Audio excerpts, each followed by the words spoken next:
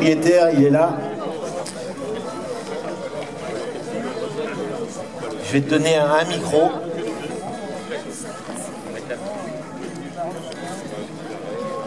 Voilà, teste-le, ça doit marcher. Ouais, super. Ah, il y a longtemps qu'on se connaît, mais il y avait longtemps qu'on ne s'était pas vu. C'est vrai, hein, on se connaît depuis très longtemps. Quelques années, ouais, c'est vrai. Comment? Ah, peut-être. Moi, tu sais, avec mes voitures, j'ai toujours des soucis sur la route. Ah, peut-être, ouais. C'était venu me dépanner à l'époque, ça remonte à très loin, ça. Oh. Parle dans le micro parce que personne ne t'entend. Ouais, tu m'avais payé un petit café et c'est comme ça qu'on s'est connus à l'époque. Voilà. Je sais que tu aimes des belles voitures. La preuve, c'est qu'aujourd'hui, tu es venu avec une voiture que tu as depuis longtemps. Oui, et qui... C'est ta première. Parle dans le micro, on peut y arriver sinon. Dans la main, j'étais très sensible à cette forme. À cette forme-là, c'est vrai. Et tu l'as depuis très longtemps, cette voiture? 89. C'est vieux. T'es fidèle, hein. C'est bien. Ouais. Alors, on connaît les alphas de cette époque, hein, les Giulia. Voilà. 1300, 1600. 1800 1750, pardon. Et 2 litres pour les derniers modèles. Voilà. Toujours le même moteur, hein, le même bloc, hein, le fameux. Il est sorti en 54. En 54. Ils l'ont arrêté, ils l'ont sorti sur les premières 155. Ouais. Celui qui veut un moteur indestructible, il prend une 155, le premier modèle. Les premiers modèles? 1,7 litre. Ouais. En 7 chevaux ou en 9 chevaux. Ouais. La boîte. Le 9 chevaux est très bien, mais très rare. Ouais. C'est pas une voiture qui est très belle, mais par contre, vous avez une voiture qui est vivante. Avec le moteur encore Alfa. Mais pendant 2 ans seulement. Voilà. Après, c'était Alfa. Et ce moteur-là, c'est vrai qu'il a fait la renommée d'Alfa Romeo dans les années 60 surtout. Hein. C'était assez évolué pour l'époque avec les deux arbres à cam. 2 arbres à cam, 2 double corps, une chaîne de distribution, une double chaîne de distribution est très épaisse. Ah ouais, double chaîne de distribution. Un double maillot. Ouais. Un boîte 5, 90. 90 qu'à l'époque? Ouais, 90. D'accord. Et la boîte 5 aussi. Boîte 5. La boîte 5. Non mais il faut rappeler qu'à l'époque, les voitures qui avaient une boîte 5, on pouvait les compter sur les doigts d'une main. Hein, c'est vrai. Et donc Alfa Romeo c'était des véhicules sportifs. D'ailleurs BMW plus tard va les concurrencer, hein, ce sera les deux souvent. Mais à l'époque, il n'y avait pas d'équivalent dans les années 60 hein, de ce moteur de voiture. C'est BMW qui a pris la place après. Alors on va faire le tour de celle-ci. Alors celle-ci c'est une 1600 Junior. Alors Junior ça veut dire quoi? Enfin je sais ce que ça veut dire, c'est jeune. Mais pourquoi une version Junior? C'est une version... Au départ c'est-à-dire que non, pour faire course, il y a eu 1300 Junior, la 1750 et le 2000. On n'entend pas. Ouais, un petit peu le 1600 c'était une option. C'est-à-dire sur le 1300 Junior, on pouvait avoir un moteur 1600. D'accord. Alors il y a très peu de 1600, il y a beaucoup de 1750, 2000, énormément de 1300. Ah, 1300, il y en a énormément. C'était la 1300, c'était la voiture de madame, quoi. De madame. Ouais, c'est ça. Non, mais souvent c'était ça. Ouais, c'est vrai. Il payait une petite auto à sa petite copine, c'était un 1300. C'était un 1300, ok. Ouais. C'est là que 73. 73.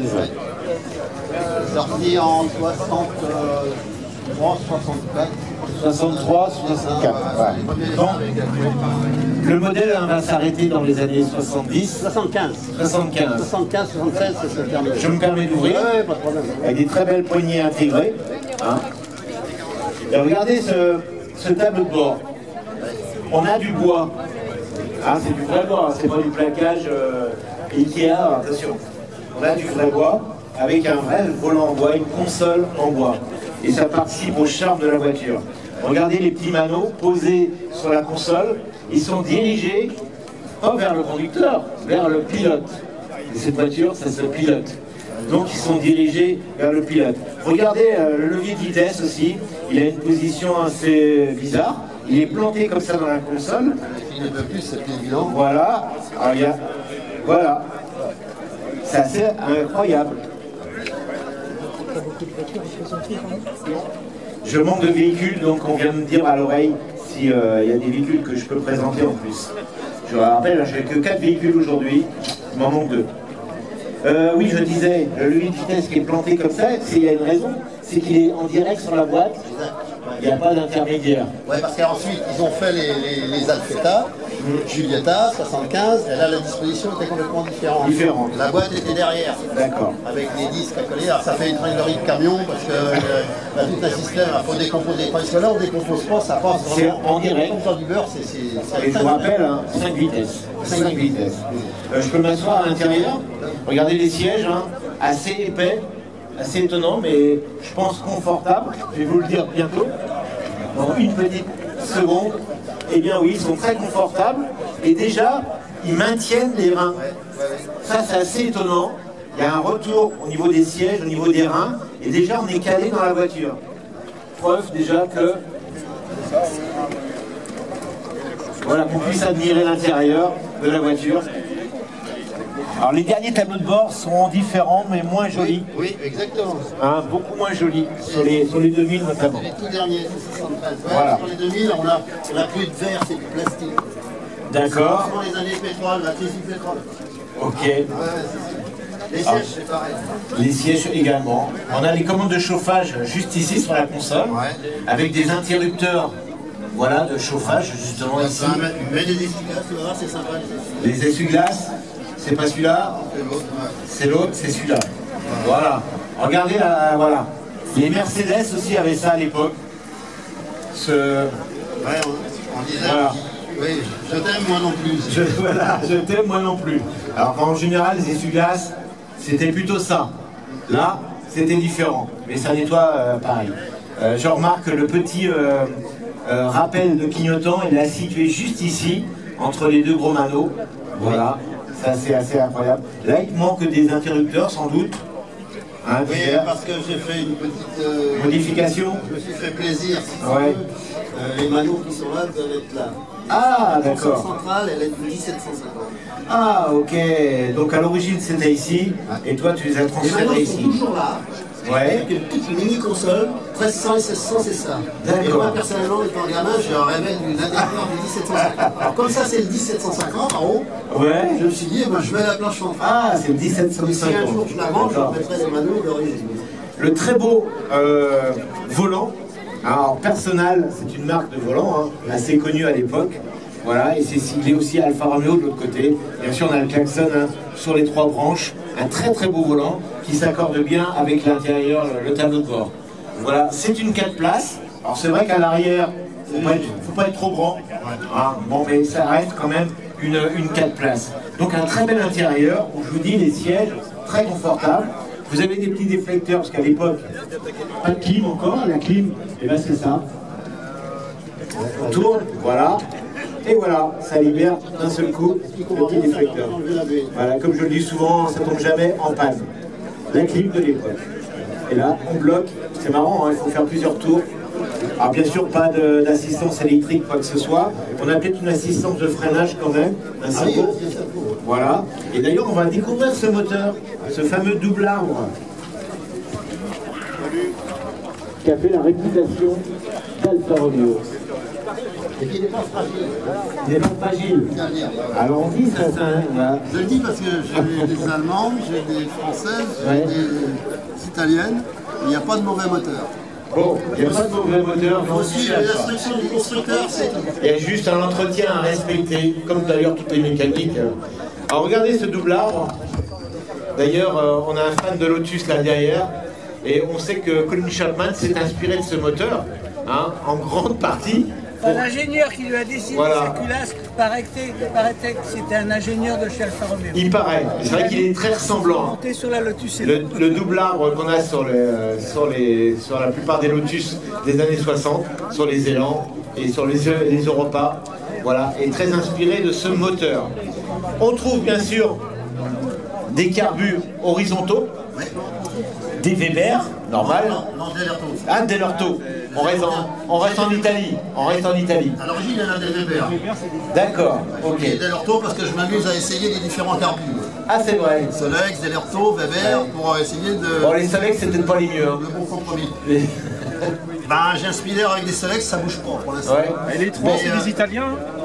Mais les Delorto, j'ai comme l'impression qu'ils gavent le moteur un peu plus que les Weber. J'ai l'impression, je sais pas. Les Weber, ils marchaient bien, mais là, avec les Delorto, je trouve qu'elle marche un peu mieux. Les bougies centrales, comme vous pouvez le voir ici. On se rappelle des versions GTA, les fameuses GTA avec des doubles allumages sur ces moteurs. Hein, des moteurs bien spécifiques. Surtout allégé, la voiture plus allégée, autrement, il devait prendre 20-30 chevaux de plus, sur la culasse. Des voitures avec une carrosserie aluminium, notamment.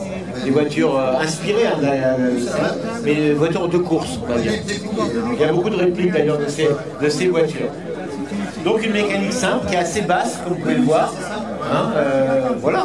Si c'est bien entretenu, ça marche très bien. Il ne faut pas tirer dessus à froid. Il ne faut pas tirer dessus à froid. C'est que de la nuit. Voilà. Quand tout est en température, il y a peu de... Alors là, tu peux tirer un maximum. Moi, il faut bien faire chauffer la voiture. Ça fait 40 ans que j'ai les Alpha, j'ai des Giulietta, des 76, des Alfetta, ça. J'ai jamais cassé un moteur. Ça, ça peut bouffer de l'huile, mais ça, c'était normal à l'époque. Ça pouvait bouffer jusqu'à 1 litre au 1000. 1 litre au 1000 à l'époque. Mais c'est pas une faiblesse du moteur, c'est une conception parce que ça montait dans les tours. Mais moi, je ne fais pas 1 litre. Hein. 1 litre. Le 2 litres, il consomme pas, par exemple. Ça dépend, puis la conduite, forcément. Alors, on parlait du moteur, regardez le style de la voiture. C'est une voiture avec une ligne de caisse assez haut, c'est-à-dire qu'on a des vitres assez étroites, mais ça participe au charme de la voiture. Regardez ce qu'on a appelé un pare-brise panoramique, c'est-à-dire un retour sur les côtés. On a la même chose sur la lunette arrière, une lunette arrière panoramique avec un retour également sur les côtés. Et ça fait une continuité, regardez, l'ensemble des glaces, ça fait une continuité avec très peu de métal entre. Regardez à l'arrière. Et au niveau des montants, pareil, très très fin. C'est une très belle ligne. C'est lumineux à l'intérieur. C'est très lumineux à l'intérieur, comme tu dis. Et l'arrière, franchement, c'est beau. Hein, cette descente toute douce. Regardez l'arrière, avec ses petits feux. Oui. Hein, c'est des Carrello. On est en Italie, encore une fois. Des Carrello. Et c'est de l'acier. C'est de l'acier. Voilà. Je vais vous montrer quelque chose. Ah, je veux bien que tu me montres quelque chose, moi. Voilà. Ça c'est du plastique. Alors, c'est le même modèle. C'est le même modèle. D'accord. Les années 74, le pétrole qui arrive. Ouais. La crise du pétrole. Alors que là, c'est de l'acier, ils sont lourds et ils sont incassables. Tiens, un petit jeu, on va faire Ça, ils sont cassables. Hein. Puis un coup de marteau dessus, il pète. Tu veux qu'on fasse un petit jeu? Tu peux y aller, il pète pas. Il est plein. Tu veux qu'on fasse un petit jeu? Oui. On va aller voir la Lotus là-bas, à l'arrière. Regarde, Les appuis, on va aller voir la Lotus qui est là, la verte. Regarde. Qu'est-ce qu'on va découvrir à l'arrière? Regardez. Hey, ça y ressemble. Ils sont un peu plus allongés. Ah non, ça y ressemble. À l'époque, Carrello et même Lucas avaient les mêmes formes de feu. Alpine Renault sur les tout derniers modèles de berlinette. Voilà, c'est des feux d'air vite. Voilà, on retrouve des fois des similitudes sur les voitures. Là, regardez sur la Lotus, c'est à peu près les mêmes. Alors, pendant qu'on a le coffre ouvert, eh ben, on a un petit coffre qui est assez profond quand même. Ah oui, même là, je n'avais pas vu. On voit les têtes d'amortisseurs, ça va assez loin. Alors, c'est pas mal. Elle n'a pas été restaurée, cette voiture. Moi, j'ai fait un voile de peinture extérieure. Il y a combien de temps? Il y a longtemps quand même. Bon, là, dernièrement, j'ai refait un petit coup, parce que ça fait, ça fait à peu près une vingtaine d'années que j'avais fait ça. J'avais fait juste un tour de caisse. Je me permets. Hein. Vas-y, vas-y. Ah bah ouais. Trouvez ça dans le coffre. Hein? Et derrière, vous avez vu, publicité pour les gaines. On met plus de gaines aujourd'hui. Mais à l'époque, on mettait des gaines. Et oui. Voilà, donc je me permets d'ouvrir pour voir de quel journal il s'agit. Ah oui, ouais, je ne sais pas. Ah ben c'est Paris Match. Voilà, Paris Match. Et Giulia 1600 GT, voilà, celle que vous avez pratiquement sous les yeux. Et les gaines. Voilà, c'est un petit clin d'œil. Mais voilà, la plaque aussi, l'immatriculation carrée, je trouve que ça lui va bien. Ça fait très italien. Hein, c'est mieux qu'une plaque rectangulaire. Ça participe beaucoup au charme de la voiture. Alors, c'est la SN, forcément, les Italiens, il faut faire très attention au niveau de la corrosion. Alors, dès qu'on parle de voiture italienne, tout de suite, le sujet c'est corrosion. Si vous l'achetez saine, elle ne rouillera pas. si vous l'achetez déjà rouillé, à rouiller, c'est pas la peine d'aller la restaurer, ça rouillera toujours. ouais, pas qu'on fasse. En fait, Ah, c'est dans l'acier. ça rouillait par l'intérieur. J'ai eu une Alpha, moi, à l'époque, mais ça rouillait à l'intérieur des longerons. Donc on pouvait faire ce qu'on voulait à l'extérieur, ça se rongeait par l'intérieur. C'est une Alpha Sud, ça. Alpha Sud. Parce que ça, c'est différent. Ça va rouiller de l'extérieur et comme d'habillage. Oui. Et bien souvent, les longerons sont encore solides. Les supports de cric, les longerons traversent le radiateur et le bac à roue de secours. Vous n'avez pas touché, vous pouvez l'acheter. Bon, vous prenez le cric d'origine, vous levez sur les 4 gonflables, Ouais. ça tient, c'est bon. C'est bon. Si les portes commencent à s'écarter, c'est pas bon. Non, il faut l'acheter sec. Et éviter le Blackson. Il n'y a pas de Blackson. Oui, c'est vrai que ça retient l'humidité, hein, le Blackstone. Contrairement à moi. On fait le tour de la voiture. Regardez cette face avant. Il faut savoir quand c'est sorti ce modèle-là, rappelle-moi, 63. Ouais, 63, Voilà. Des faces avant comme ça avec 4 phares, ça n'existait pas pratiquement. On voyait encore la séparation des ailes avec le capot. J'ai un problème de micro, j'ai un retour de micro. Je ne sais pas si on peut dire un problème de micro, je ne plaît pas trop. C'est un retour qui ne plaît pas. Donc, la 44 phares, c'était c'est un fardeau, c'est ça. C'est vrai, ça va. Voilà. Regardez les voitures de la même époque, on voit encore les ailes qui sont déjà intégrées, mais on voit la courbure des ailes. Regardez une 404, vous allez encore voir les ailes. Voilà. Les premiers à faire des voitures un peu avec des phares intégrés, une face avant lisse, comme ça a été un phare en haut. D'ailleurs, les premières, on le disait, avaient boîte aux lettres. C'était censé refroidir, bref. Voilà. Ouais, c'était pas mal. On a une calandre qui n'est pas en plastique, là aussi, c'est du métal, comme les entourages que vous faites hier, c'est déjà du métal. Ouais. De qualité. On fait le tour de la voiture, on a des jantes tôle. Oui. Ils sont d'origine. Ils sont d'origine, avec les très beaux petits enjoliveurs chromés. Alors qu'est-ce qu'on a comme sigle? On a un sigle, regardez, on le retrouve un peu partout sur le volant notamment. C'est quoi qu'on aperçoit? Le sigle, ça représente quoi? La famille des Visconti, regarde, on le voit bien ici, et c'est un espèce de serpent avec une croix rouge. On retrouve ça sur les Alphas de cette époque. Ce qui est plus, c'est aujourd'hui, on voit encore. Elle est équipée de longue portée, oui, sous les phares. C'est un accessoire d'époque, sans doute, qu'on peut avoir. Et remarquez les petits détails. Il faut regarder les petits détails sur les voitures. Regardez le pare-choc. Regardez, on aurait pu, chez Alpha, faire un pare-choc droit. Regardez, ils se sont amusés pour les clignotants. Regardez. Une petite échancrure dans le pare-choc pour laisser passer les clignotants. Ça, c'est le détail qui tue. J'adore ce genre de détails. Hein, la question à la ligne droite, le pare-choc, c'est vrai que les clignotants, ça ne rentrait pas. On les aurait mis ici. Là, chez Alpha, ils se sont creusés la tête. On va prolonger un peu. Et ça donne un petit détail. Un petit. C'est vrai, il n'y avait pas du tout là. D'ailleurs, les culteurs, ils ne sont pas sur le 1600. Moi, j'ai des culteurs, mais le 1600 et le 1300 n'ont pas de culteurs. Ok. Si on veut. Là, il y a 44 phares, mais les juniors, les 1300, avec 2 phares. Non, j'ai des. Non, après 73, en 74, 75, ils ont mis 4 phares. Ah d'accord, c'est une question d'époque alors. Et celui-là ne devrait avoir que 2 phares. Ah, t'as modifié. Non, c'est que quand je l'ai acheté, la personne était jeune à l'époque, mais ouais. je l'ai acheté, elle était saine. D'accord. Il avait eu un impact là-bas. Ouais. L'expert passe. Oui. Si vous voulez, je vous mets la 44 phares. Ah bah, il y en a. Bon, bah, il est OK, il y a raison. Je sais que sur les R8, comme vous voyez les R8 ici, les R8 de base, pour faire Gordini, on mettait des 2 phares comme des Gordini. Ça, c'est fait beaucoup ici, hein. Comme les R8S. Les R8S avec 4 phares. Donc là, c'était pareil. C'est vrai qu'avoir 4 phares, ça en imposait à l'époque. Ah, j'ai 4 phares sur ma voiture. Bon, c'était comme ça. Et la couleur lui va très bien, ce beige, qui est d'origine, un jour tu disais, lui va très très bien.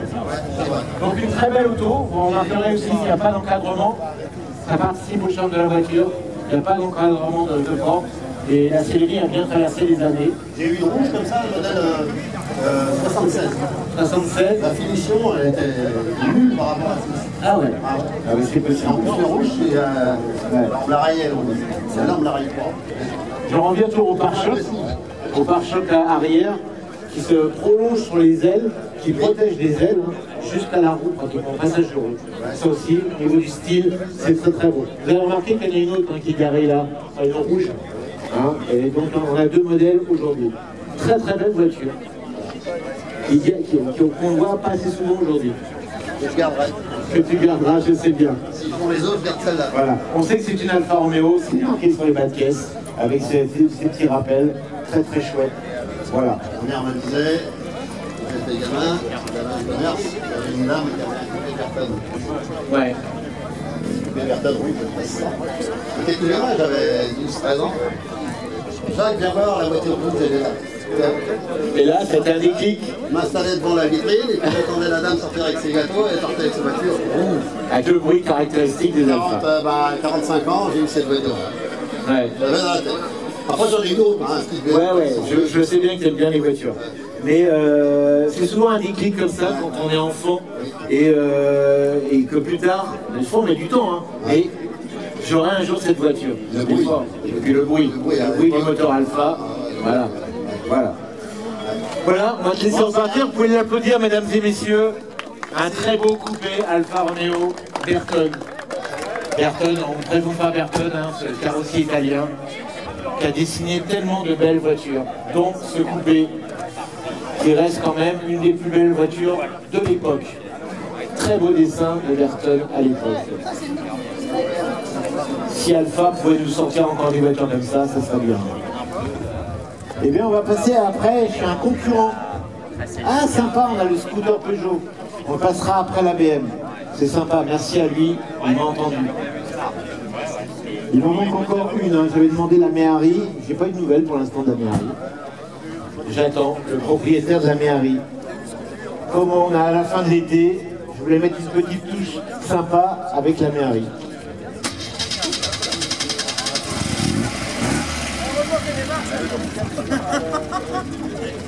Après l'avoir présenté. Eh bien c'est bon la Méhari, on va la voir.